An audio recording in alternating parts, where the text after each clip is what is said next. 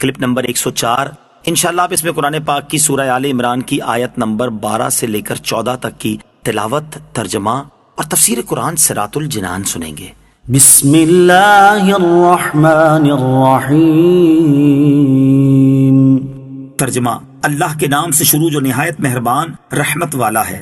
قل للذین کفروا ستغلبون وتحشرون الى جہنم وبئس المہاد۔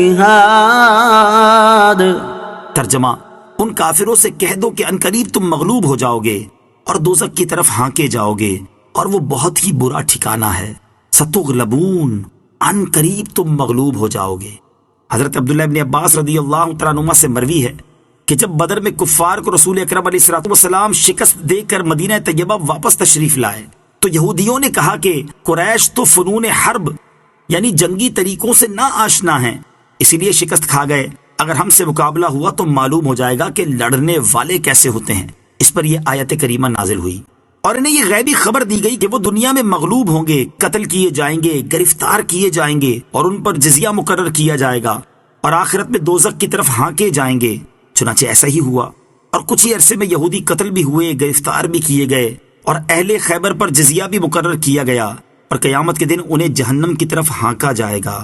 قد كان لكم آية في فئتين التقتا فئة تقاتل في سبيل الله وأخرى كافرة يرونهم مثليهم رأي العين واللہ یؤید بنصرہ من یشاء ان فی ذلک لعبرۃ لأولی الابصار۔ ترجمہ: بے شک تمہارے لیے ان دو گروہوں میں بڑی نشانی ہے جنہوں نے آپس میں جنگ کی۔ ان میں ایک گروہ تو اللہ کی راہ میں لڑ رہا تھا اور دوسرا گروہ کافروں کا تھا جو کھلی آنکھوں سے مسلمانوں کو خود سے دگنا دیکھ رہے تھے، اور اللہ اپنی مدد سے جس کے ساتھ چاہتا ہے تائید فرماتا ہے۔ بے شک اس میں عقل مندوں کے لیے بڑی عبرت ہے۔ قد کان لکم آیہ، بے شک تمہارے لیے بڑی نشانی ہے۔ یہ آیت غزوہ بدر کے متعلق نازل ہوئی اور اس میں یہودیوں یا تمام کافروں یا مسلمانوں یا مذکورہ بالا سب کو خطاب ہے، کیونکہ غزوہ بدر میں مسلمانوں اور کافروں سب کے لیے عبرت و نصیحت تھی۔ غزوہ بدر 17 رمضان 2 ہجری بروز جمعہ ہوا۔ اس میں کفار تقریباً 1000 تھے اور ان کے ساتھ بہت زیادہ سامان جنگ تھا، جبکہ مسلمان 313 تھے اور ان میں سے بھی اکثر نہتے تھے۔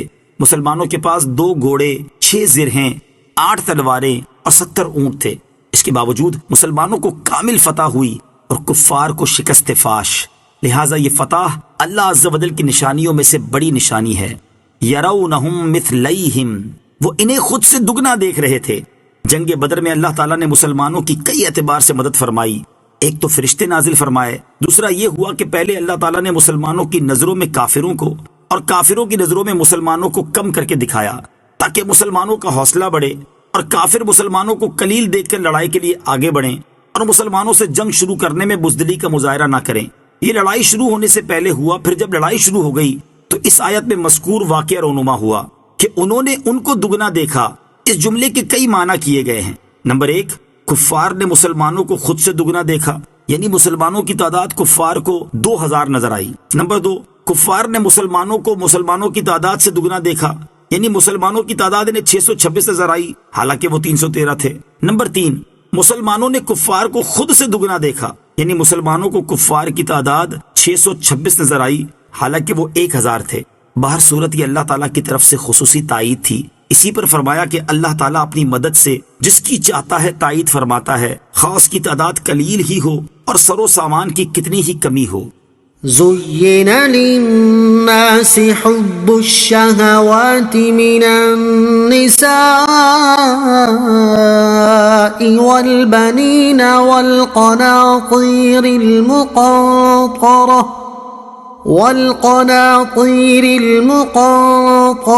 من الذهب والفضة والخيل المسومة والأنعام والحرث ذلك متاع الحياة الدنيا واللہ عنده حسن المآب۔ ترجمہ: لوگوں کے لیے ان کی خواہشات کی محبت کو آراستہ کر دیا گیا، یعنی عورتوں اور بیٹوں اور سونے چاندی کے جمع کیے ہوئے ڈھیروں اور نشان لگائے گئے گھوڑوں اور مویشیوں اور کھیتیوں کو ان کے لیے آراستہ کر دیا گیا۔ یہ سب دنیاوی زندگی کا ساز و سامان ہے اور صرف اللہ کے پاس اچھا ٹھکانہ ہے۔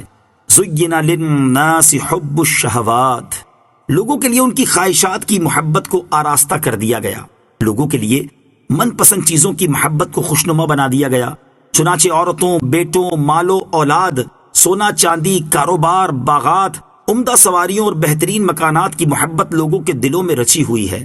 اور اس آراستہ کیے جانے اور ان چیزوں کی محبت پیدا کیے جانے کا مقصد یہ ہے کہ خواہش پرستوں اور خدا پرستوں کے درمیان فرق ظاہر ہو جائے